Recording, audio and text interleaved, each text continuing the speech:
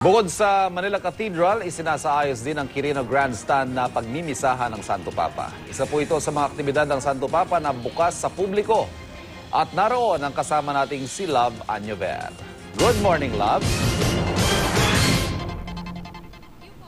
Good morning, Ivan. 54 days na nga lang bago nga pumunta rito ang Santo Papa para nga posible raw na magdaos dito nga sa Quirino Grandstand. Kaya naman habang wala pa, syempre nagkaroon po ng pagre-repair at ang kasalukuyan ay nire-repair nga itong Quirino Grandstand. Nasa 30 to 40% na nga itong pagre-repair nito at inaasahan na daragsa nga ang mga tao rito para nga saksihan kung sakasakali, dahil hindi pa sigurado itong misang mangyayari ngayong January.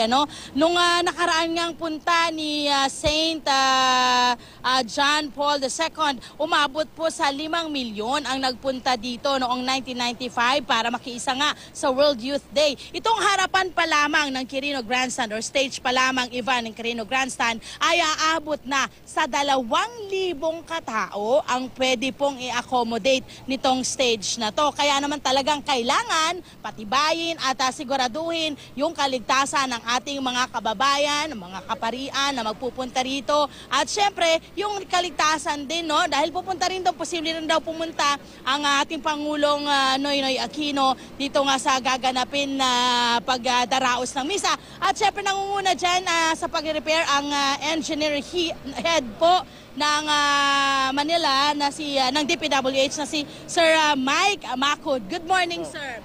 Yes, magandang umaga, Love. Gaano na po katagal itong pagre-repair na ginagawa natin? Siguro mga 3 weeks pa lang kami. 3 weeks pa lang. Aabot po ito ng hanggang kailan itong gagawin natin pag-repair? Actually, that's supposed to be matapos kami before January 10. Pero hindi namin paabutin doon. Ano po specifically ang nire-repair natin? Isinasaayos, pinapaganda dito sa area po ng Quirino Grandstand? Yes, ang kinukumpuni po natin dito sa Quirino Grandstand, yun po yung mga dilapidated comfort room, mga CR. Inayos po natin, pinipix po natin yung mga sanitary pipes at nagkaroon tayo ng repiping. Then yun po yung carpentry, yung mga dilapidated na ceiling, mga ganon, tapos yung mga tiles, inayos po natin lahat. Meron po special na room para po kay Pope Francis dito. Meron din po ba kayong special na gagawin para sa kwartong ito or wala naman? Actually, merong kwarto doon sa baba, doon sa lobby, pero baka hindi na namin ma-retouch kasi okay pa naman. Okay pa naman. Okay. Ayan, Ivan, maraming salamat, sir. Ayan, Ivan, makikita natin na meron silang mga kagamitan dito para nga tuloy-tuloy na magawa ito. At inumpisahan nga nila itong pag-sasaayos nito or pag-repair nito nitong buwan na ito, November.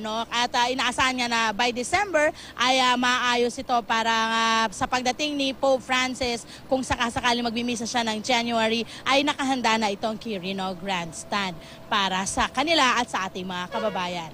Yan muna ang update tayo mula dito sa Quirino Grandstand sa Luneta. Balik sa'yo, Ivan. Love Anyover, maraming salamat.